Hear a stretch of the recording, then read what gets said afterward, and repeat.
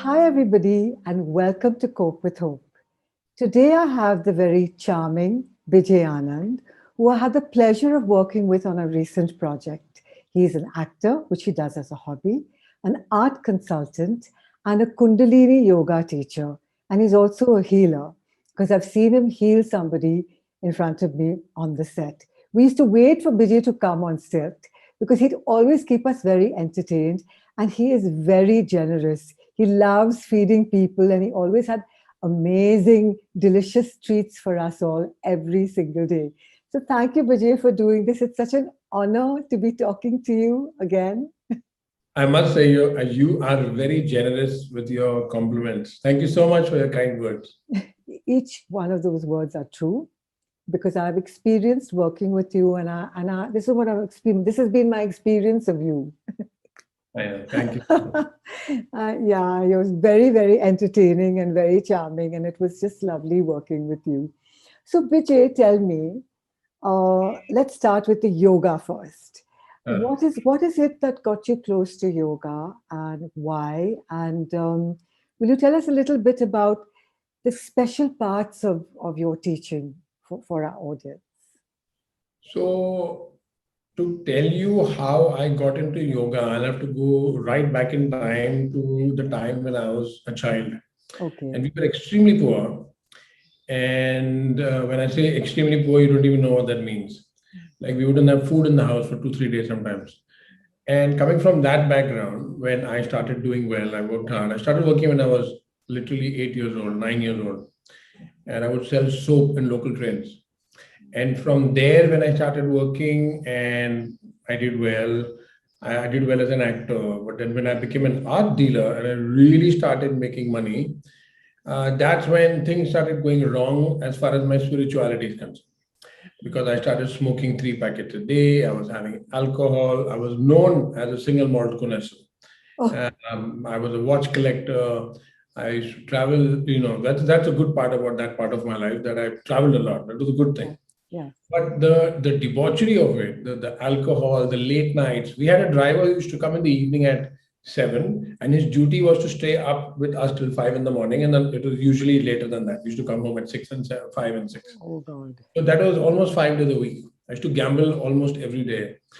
So what happened with all of that is that at the age of 33, I had high cholesterol, and at 36, I had arthritis. Oh my When you God. get arthritis at 36, and your joints like start really freaking out, it just hits you and say, "What have I done with my life?"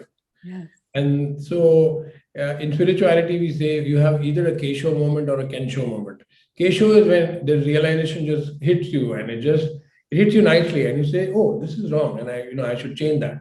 That's Kesho. And Kensho is when you get a slap or a sledgehammer on your head, and Yes. then you learn, and that's Kensho. So Yeah. for me, I had that moment when I got banged on the head, and I knew I had to reset. So I started looking. I started looking for answer. I was trying yoga before. It didn't help me with my addictions. It didn't help me with my temper. It didn't help me with anything. But when I went serious about it, when I really started going to all the yoga festivals in Bali, in Rishikesh, in Thailand, and all of that, I discovered something called Kundalini Yoga. In my first session, I just like literally I sat down not expecting anything, and I started crying after I think 5 minutes, and I cried for the next 2 hours nonstop. But after I finished, I just knew I had come back home. You see, the philosophy is that we're all born in the same cosmic pulse and vibration, and we're in sync with that cosmic pulse. And so, if this is a beat, this is beating like this, and then you grow up, and then society happens to you, and then the rules happen to you, and then you get materialistic, you get trapped in the matrix, and you go really far. I know about this because I was like kilometers away. And Yes. spirituality and Kundalini yoga is nothing but just coming back with the same pulse and coming back in the same sync as the cosmic vibration, and then allowing yourself to just dance and flow with the rhythm of the universe. And that's all it is. There's no rocket science to it. So that's how yoga happened to me. And because it transformed me so much. It helped me so much, and it made me realize the actual meaning of peace. I just knew the word, I knew the spelling, but I didn't know what it meant. Yes. And I just thought it became incumbent upon me to share it with the rest of the world. So I act for my pleasure. It's my hobby. Acting is a hobby. It's not my profession. Dealing in art is my profession. Advising my clients what art to buy as an investment is my profession. That's what I do to make money. Yes. Yoga is my karma. Yoga I just do. I teach for free all over the world. Before COVID, I was traveling to at least one country every single month. Sometimes I would even do 7, 8 countries. I would literally be like, from one country to the other over a period of 16 days or, something like that. I spent teaching 2 months in Mexico, those kind of things. Yes. So, I mean, thanks to COVID, I discovered teaching online. So we have a course called Transform with Vijay, which is on Instagram, where people join me from the 15th to the 21st of every month. And we do a 7-day transformation course. And every month, the subject changes. So, like the one which we just finishing tomorrow, it's called Limitless. Wow. The last one was Optimum Health. So it's like every month is a new subject. Whatever I need to share with you about the word transformation, because everybody's in a rut. Yes. I would say that 97, I might be generous when I say that 97% of all human beings are unhappy. Yes. And there's a reason for that. We're all trapped in the matrix.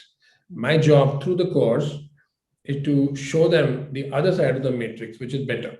Wow. So those who have been with me from the first transform until now, already you see the glow on their face, and that's the biggest joy and satisfaction of my life. That's so lovely. So, Vijay, tell me, if somebody wants to join your course, what do they have to do? Nothing, just go to the website, anahata.in, anahata.in, get Pranali's number. I can tell you now, it's 98205 33332. That's Pranali's my secretary. You just tell her you want to join. It's really simple. The whole process is really easy. Okay. And it's a 1 week course. You can sign up for the whole year. Yes. Because there are so many of them, and people, like, I did one whole week of just mudras. Oh, And wow. we did so many complicated mudras. We went into the details of each and every one of them. Wow. We did one on aligning the chakra. There was one whole week of just understanding every chakra from the Muladhara right up to the Sahasrara. Every chakra was analyzed in detail.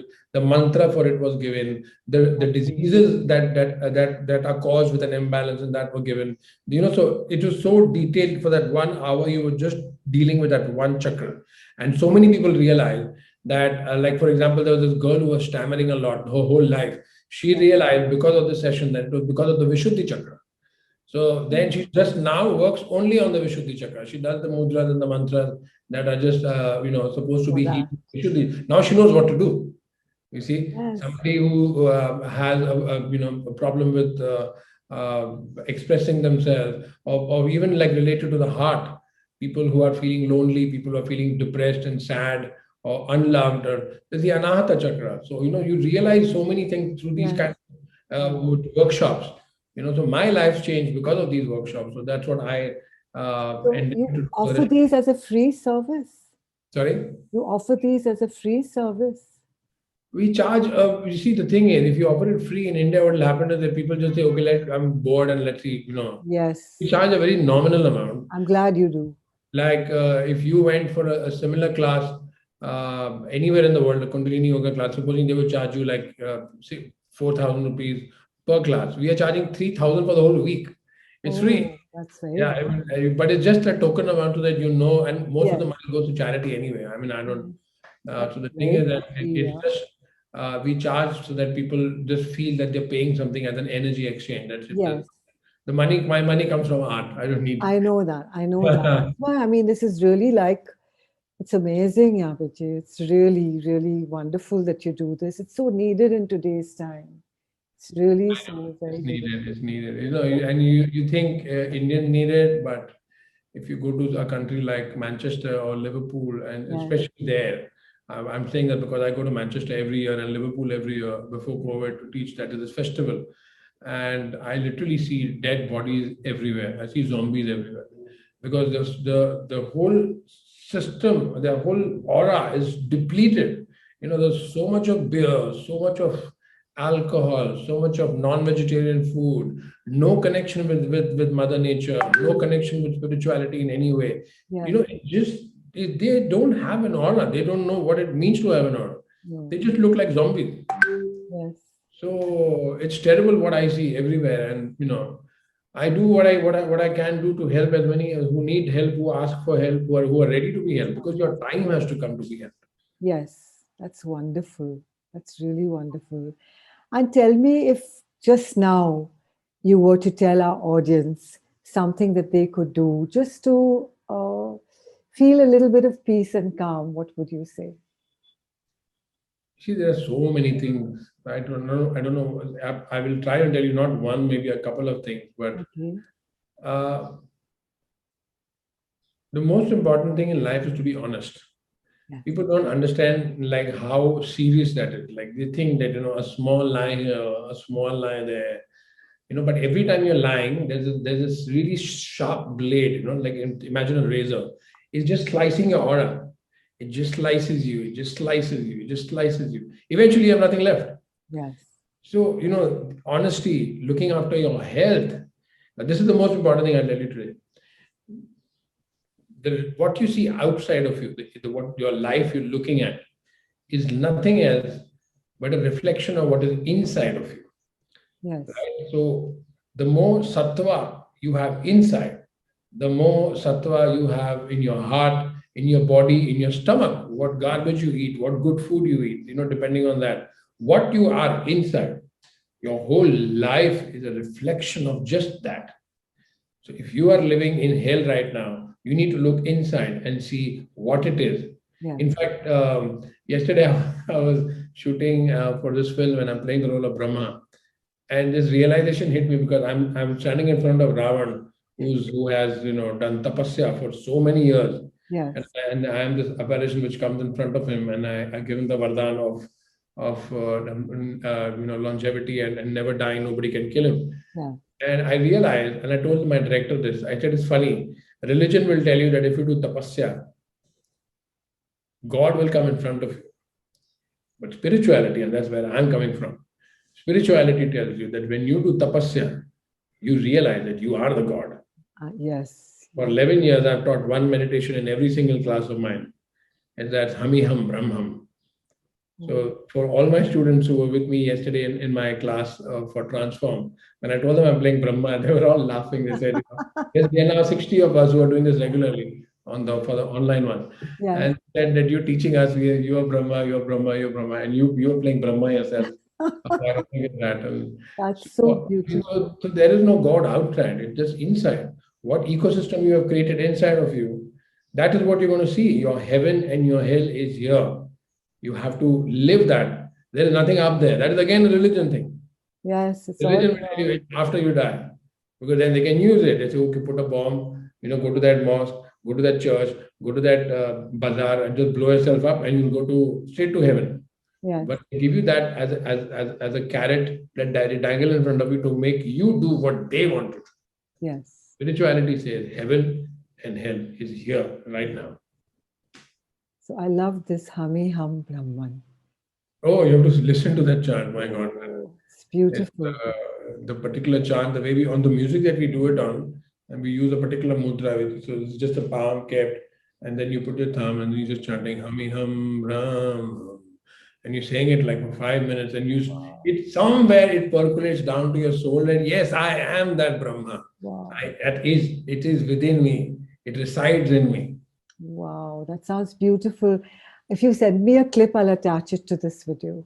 I think it's so beautiful because these are the things we need to do today. All of us, every one of us, need to just come home to who we are, and that is Hamiham Brahman.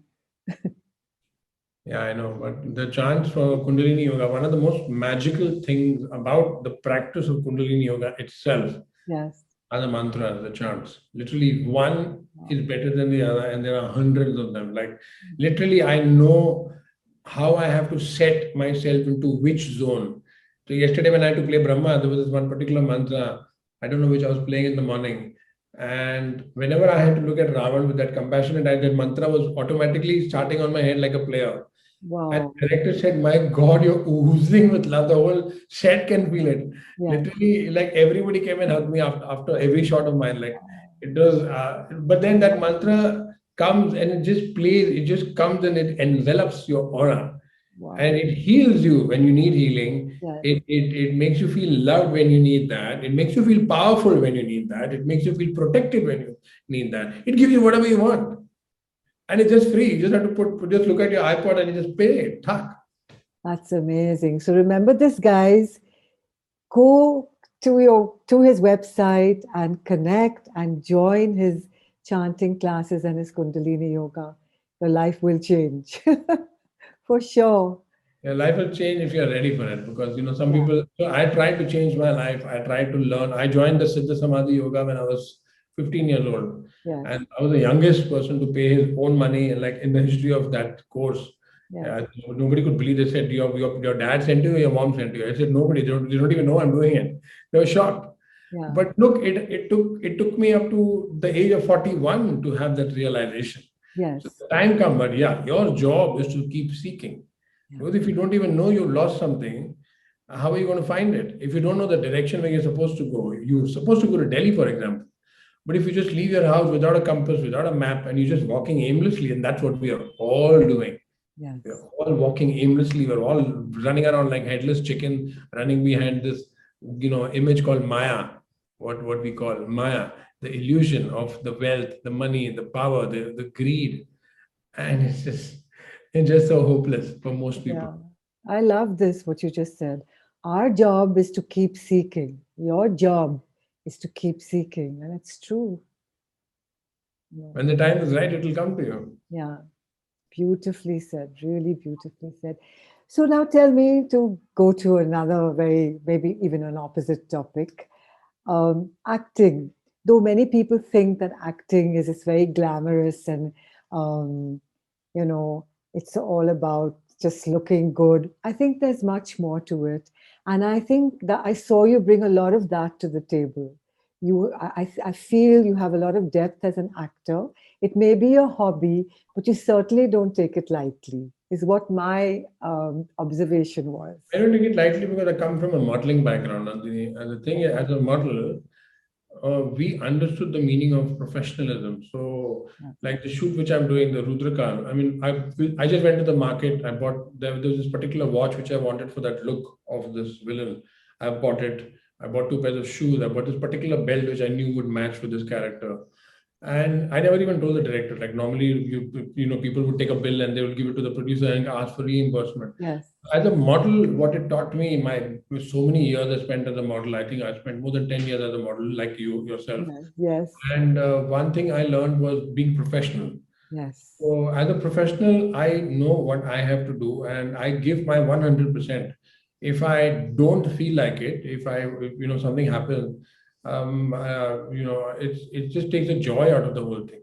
Yes. Giving that 100% is your karma as an actor. Yes. That's where your integrity, that's where your karma is. Not being 100%, I don't understand the meaning. Then why do it? I agree. I don't need the money. Why am I doing it? I'm doing it for the joy of it. Yeah. And the joy will only come when I give it my 100%. I mean, that is amazing. So this is his hobby. He does it as a hobby and he brings his 100%. I think that's wonderful. I'll give you an example. So there, I did this wonderful show called Karanjit Kaur. And when they called me the first time, they said, "So we finalized you for the role." And I said, "Oh, very good. Sound like a great role." And I said, "Where's the shooting?" They said, "We're shooting in Toronto." I said, "Oh shit. It's not my favorite country in the world. I mean, my favorite city in the world. I've been there, a couple of times, and I was underwhelmed with what, great people and everything. But it's okay. It's like Mumbai. What's the difference? So I was not excited. And then I said, "Okay, fine. And when do you want to go?" They said, "Now." I said, "Now it's minus 15 degrees.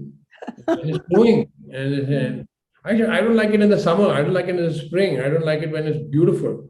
I'm not going now." So they said, "So we can't change the day." I said, "Okay, I'm not doing it." Okay. So you won't do the shoot?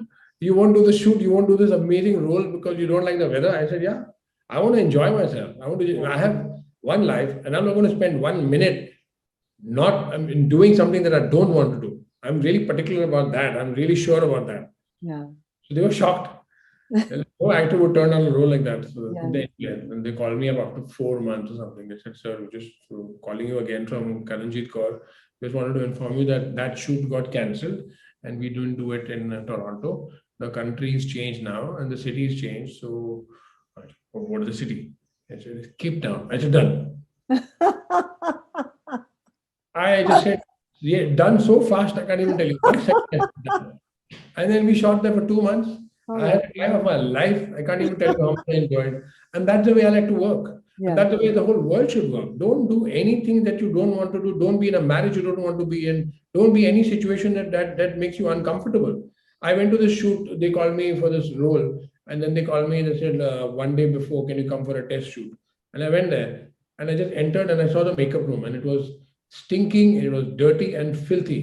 I just took a U-turn and I sat in the car and left. I mean, how could you do that? I said, because you don't understand that I don't need to do this. I'm doing it for pleasure, and entering something like that, Yes. is something which is really far removed from the word pleasure. So I'm not going to do it. I just left. Good. Very good. So tell me about art. What is it that drew you to art? And I think you're an art connoisseur in the way I used to hear you speak about art, not I just love art. I'm actually little cuckoo as far as art is concerned. So like I can buy an amazing painting. I recently bought a Ganesh smile. And for 3 days, it was kept right next to my bed so that every time I slept, I looked at it like this. I put the light on and I went to sleep. When I woke up in the morning, I'm crazy about art. You don't know what art. For art in any form. Like it's not only about paintings that I deal in, the investments that I advise people on. It's not only that. I just bought from. I was in McLeodganj last week. I bought this Tibetan yak, which is like a kind of an antique. yes. And I can't tell you, every time I go to the hall, I just stand in front of that yak. It's about this big and it's an antique and it's just so gorgeous.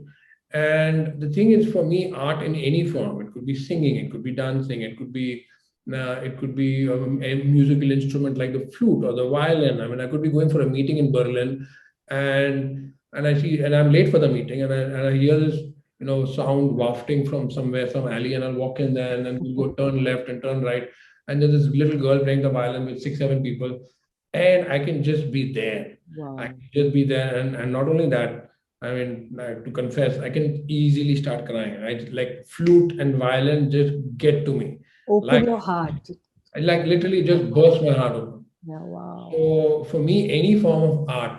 So Yes. my contribution to society, apart from my yoga and my teaching and all the healing that I do whenever I'm traveling, Yes. is going to be what I create for the art world, because that's my way of giving back to the art industry for the beautiful life that I have lived on account of all the money I made in the art world. I'll be giving it back. That's the way I'll give it back. With the museums I'll create, I'll help create with the kind of, whatever I have to do for art, for dance, for music, for theater, whatever I have to do, I will do to the best of my capacity, capability, and intention. And that is the most important one. Intention is the most important one. Yes. So if you have the intention, at the end of the day, whether you're a success or a failure, there's no such thing as success or failure. You had the intention, the purest of intention. You wanted to do it. You did what you could, and that's where I come from. I I'm love going to give it 100% to see what I can do to help the art industry. I love it. I love it. And please tell me, Vijay, what does hope mean to you? What does the word hope mean to you? I don't like the word hope, honestly, because hope means that you are not in control of your life. In spirituality, you are in control of every second that is happening and that is going to happen. And I'll explain to you how. Yes. I told you how poor I was, right? Yes. Yes. But I never hoped to become rich. I knew I would. I mean, I met the president of a country I won't name, and the first thing my friend asked me when I came out, he said, "Did you get a picture with him?" I said, "Oh, I did." But I'll tell you one thing, he's going to regret not having a picture with me. So, So, like yesterday, I was shooting with this wonderful actor and such a dear friend for the last 30 years, Saif Ali Khan Patodi, Nawab Sahab, I call him. Uh, And my wife asked me, "You didn't take a picture with him?" I said, "Why?"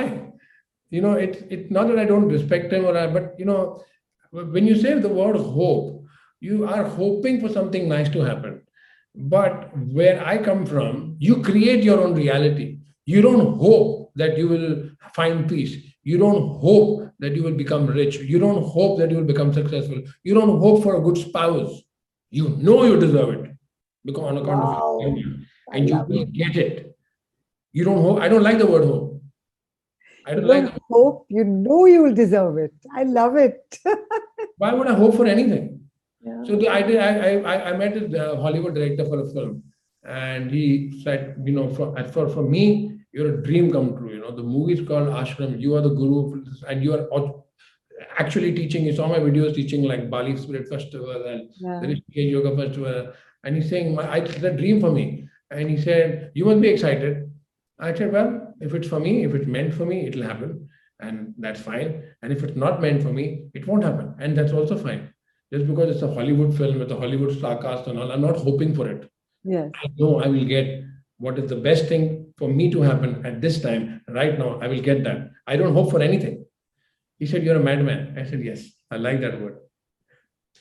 I love that. I don't hope for anything. I will get what is best for me. I know it. I I, know. I, I don't hope for it. I know I will get. When I say what I will do for spirituality, what I want to do for art, I don't hope for it. No, I know I can see it. It's called manifestation, by the way. Yes. We manifest our reality. Fantastic. Fantastic as usual, Vijay. It was just lovely speaking to you. And before we sign off, is there one wonderful line of wisdom that you could tell our audience?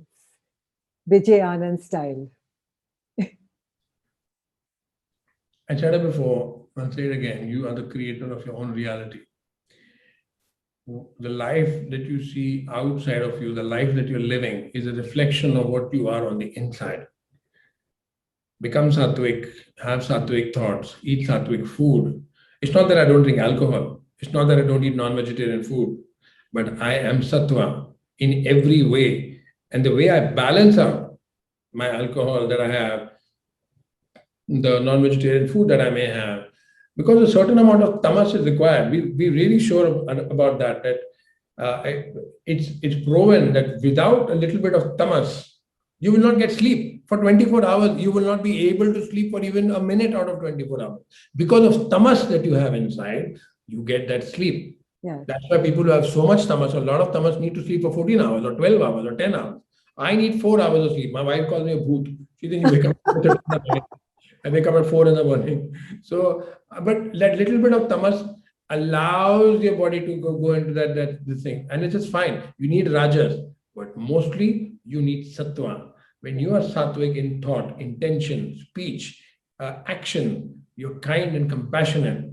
When you are that, on your ecosystem is like that on the inside, there is no way in hell that life will be unkind to you. You will live your heaven here, right now. I swear to you, that's my guarantee. Wow.